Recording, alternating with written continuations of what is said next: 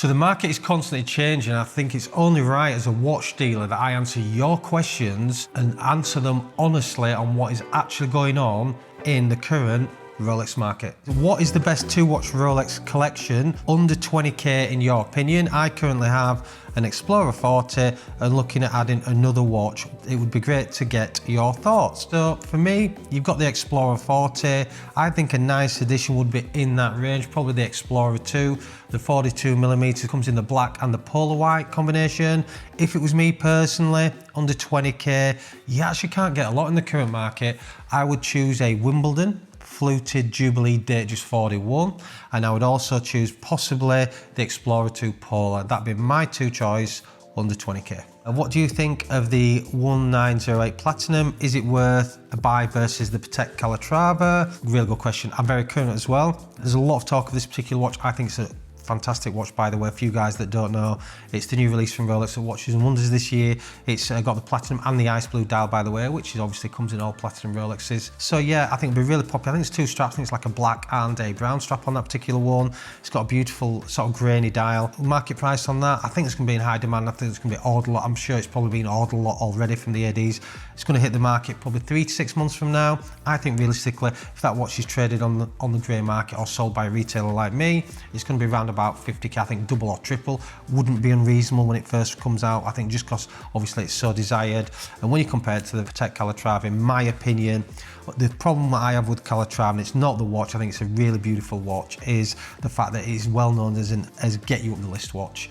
So when anybody offers a Calatrava, you ring up a dealer and they go Calatrava, and you're just thinking, right, so you've got that, so you get your Nautilus, you've got that, so you get your Aquanaut, simple as that. But you don't want to lose that much money on it, and the market corrects on that watch heavily as soon as you bought it, and they are worth less than retail. So for me, there's no comparison. I think the 1908 will beat it hands down. Highly charged topic from my experience, but what is your opinion on watch winders? Many friends say not to use them as they simply add wear and tear to your watch. Others say if you're wearing your watches, then what is the issue with a few more turns? Very good question, Chris. I get asked this all the time from my clients. So if you are going to be a weekend watch wearer, i.e. you're not going to daily it, my advice is if you don't want to set it all the time and go to all the trouble if it's got the date as well, or even a more complicated movement, certainly have a watch winder. It stays on there. It's not like excessive wear. Obviously it turns sort of every hour, 2 hours. It'll keep your watch going. You don't have to bother when it comes to Friday or Saturday evening of pulling it off, setting it and wearing it. So if you are going to be a longer term wearer, i.e. you've got a bigger watch collection, you've got a few watches and you're not going to wear it every weekend, I would advise not having a watch winder. We do have some clients who have huge collections. They will have a battery operated watch winder in their safe, and that's how they like to do it. In my opinion, it's like a motor vehicle. If you've got the engine running all the time, would you leave it there if you're not using it? Absolutely not. So my advice would be, if you're going to be a longer term wearer, do not have it on a watch winder. You are just wearing the parts down for no reason. If you're going to be intermittent, then certainly get a watch winder. Friday night comes, watch goes on, good to go.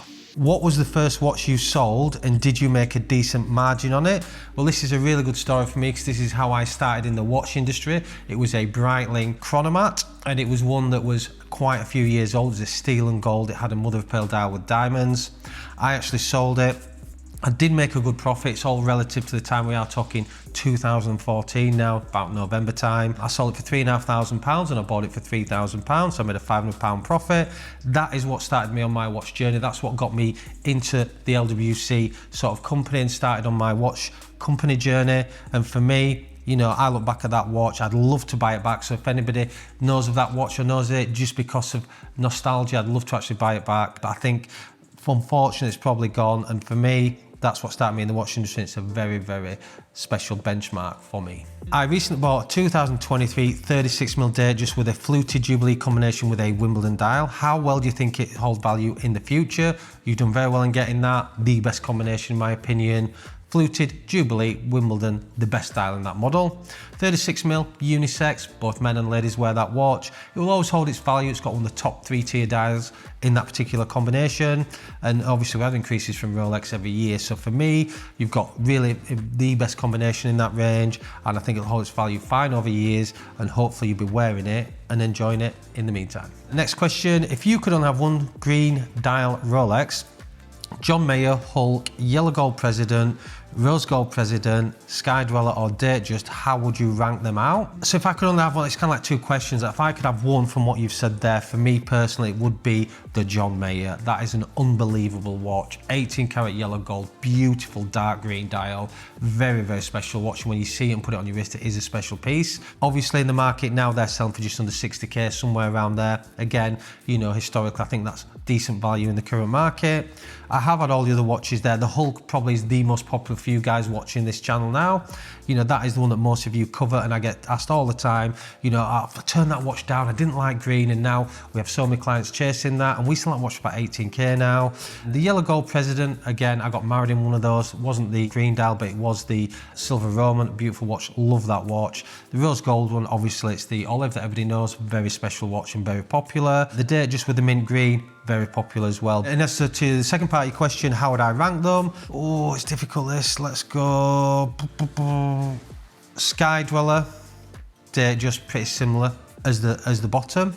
Then I would go Rose Gold Day, Hulk, Yellow Gold President, and then John Mayer, numero uno. This is from Speed King. If you had a Submariner Date and a two-tone Rootbeer, which one would you sell if you had to? A sub-date and a two-tone Rootbeer. If your sub-date is the steel, which I'm probably guessing it is, not the bluesy, I think you'd have put that. Which one would I sell?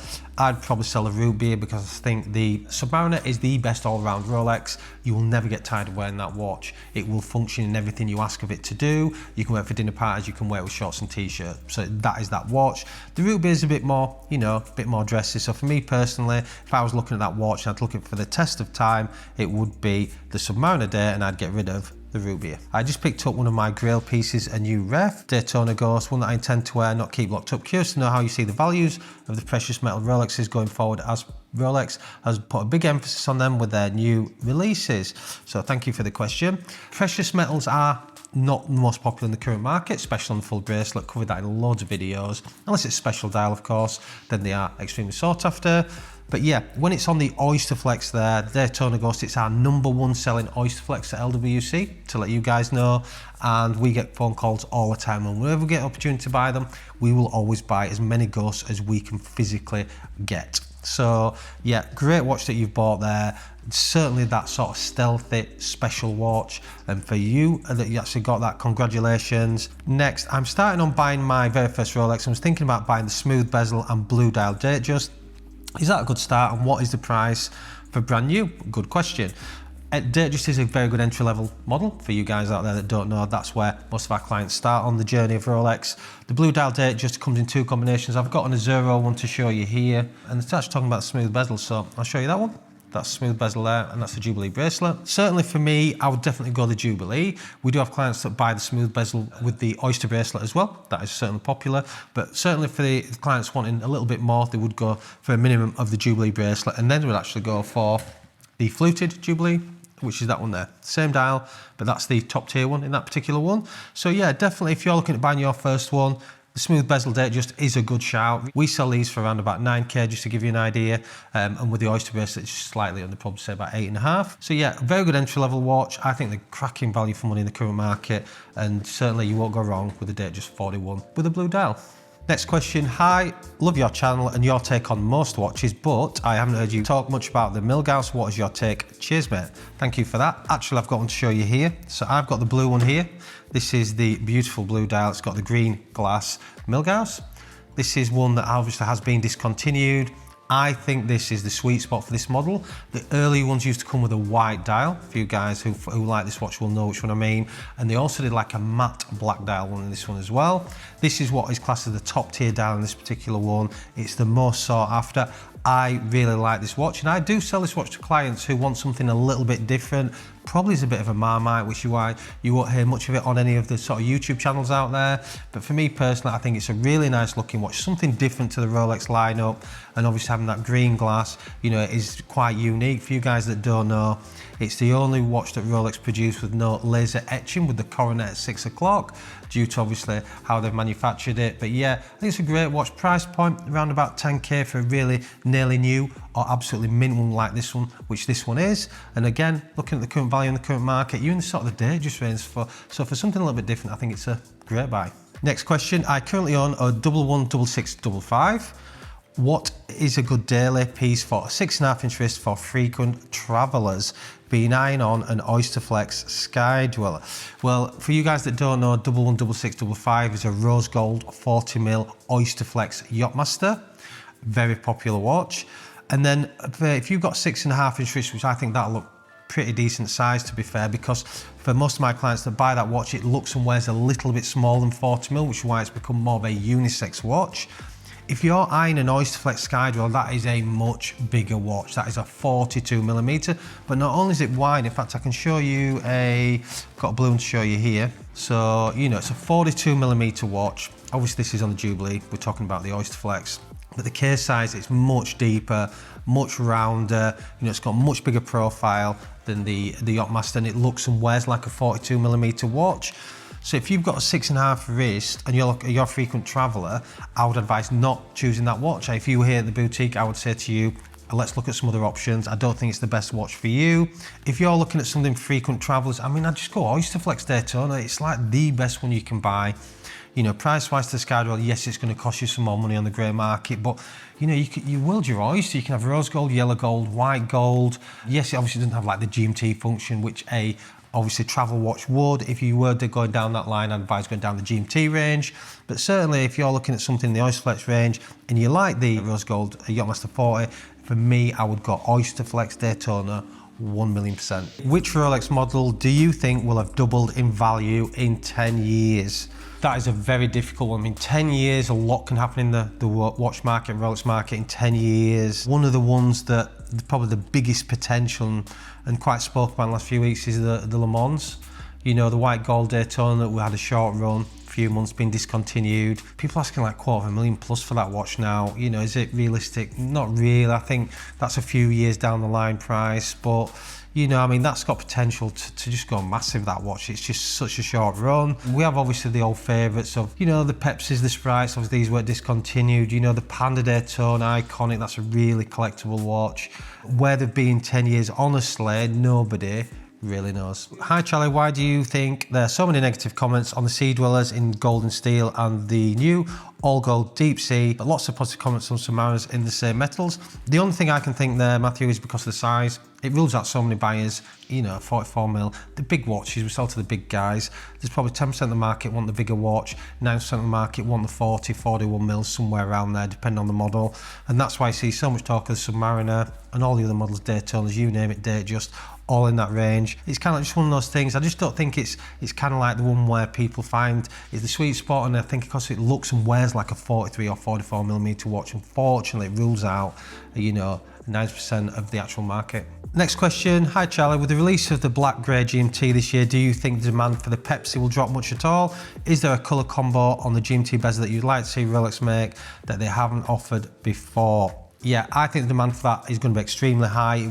It's the same sort of market, obviously, as the Pepsi, the blue and red Pepsi, as we all know. It's still in production now for at least another year. The Pepsi has its own audience. It's such a coveted watch. It's most people's grail, to be fair. I don't think it'll ever beat that. I don't think it ever can beat that. Is it beautiful? Yes. Has it got a two-tone bezel? Yes. Does it come in the Oyster and Jubilee? Yes. You know, where will that trade in the market? I still think it'll trade less than the Pepsi. You know, retail on that's just below 10k.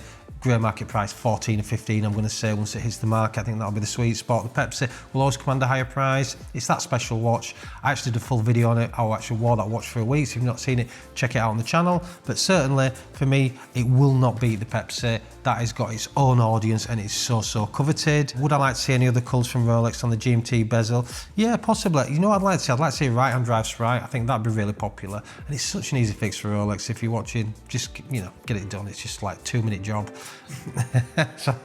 And maybe not 2 minutes, but it is an easy fix. And for me, you know, I think it'd be one that would be definitely in demand, obviously in demand as much as the new GMT. And yeah, I mean, come on Rolex, pull your finger out. Hope you enjoyed this video. YouTube thinks you should watch this video next.